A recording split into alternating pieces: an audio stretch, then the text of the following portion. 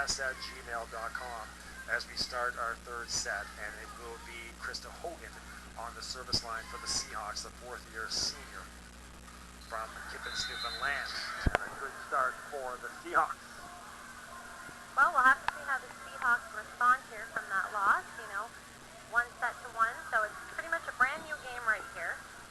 And we'll see if Monc can kind of keep their momentum. Hogan. Good looking serve. Carroll. So lovely.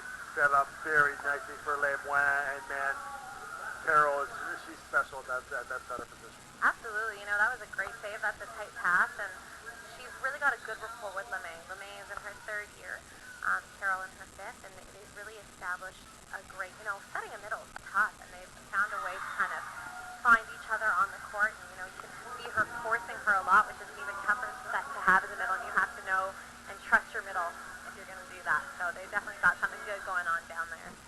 Well, we talked about the youth of these two teams as we see Hogan get it started with Sorensen, a gorgeous set for McNeil, but that's going to sail for McNeil. We're talking about the youth of all these teams. Both these teams are blessed with fifth-year setters. So Yeah. This match could come down to Sorensen versus Carroll. Absolutely. Having your leaders on your team be your setter is really exciting and awesome because they're the ones that are the backbone that kind of decide everything that happens. Your hitters, you just go up there and hit the ball. The setters have to be the intelligent players that figure out what to do and how to get matchups and how to set their hitters correctly. 4-1 for Moncton. Maybe one of the reasons people are liking the Tigers this year because they have veterans now at those setter and libero positions. Yeah, for sure. I think having an old and wise setter is great, but sometimes even having a new setter that kind of just plays with instinct and plays with their gut is also really good to have too. So, it just depends on the player and what they can bring to the team. Well, that's the case for the Huskies. Ellie Prince, the first-year setter, she is a dynamo at the setter position. She's great, yeah.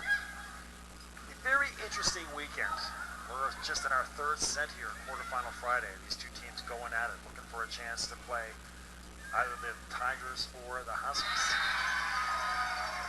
And now we're seeing a little of the real Moncton that we're used to. They're a little rah-rah, even their fans in the crowd, or they've got the cowbells going. You probably can't hear that on webcast, but, we're seeing a little more of their rah-rah spirit, and that's what Moncton is known for. That's, what wins them games, and so we're seeing that a little more, so we'll see if that, affects the outcome of these sets.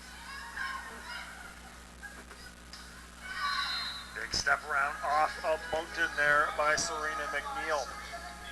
So the Seahawks will look to respond. 6-2. I got a cowbell, hell for sure. Come on, MUN. Spirit River, Alberta. That's up north. They must be cold up there, too. I have a feeling. Snow punches it over. Guitar was there, and a big swing by Lemoine. And Lemoine is kind of the enthusiastic leader right now of this charge. Oh, absolutely. And, she's the girl that will go and get you that kill on Moncton. She's got a great swing. She's really fast, really athletic, and she's tall. And Moncton is usually, a smaller team, but she definitely brings them some height.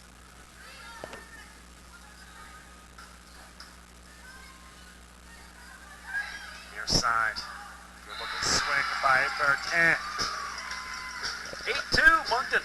It looks like the Seahawks are getting just a little bit frustrated here. In the first set when they were leading the set or tied up, it looked like they kind of still had some smiles on their face, and now it looks like they're kind of getting a little bit deflated, and they're kind of turning to each other, and I think they're just going to really have to pick up their communication and start trusting in each other a little bit better. The Seahawks right now, it's the body language is not there. No, and you know what? Yeah. That's what Moncton does. They're very competitive, very rah-rah, very spirited, and that's what they try to do. They try to get their opponents down. They try to, get them in their own heads, and you can see that working right now. So the Seahawks are really going to have to find a way to kind of Timeout. focus and throw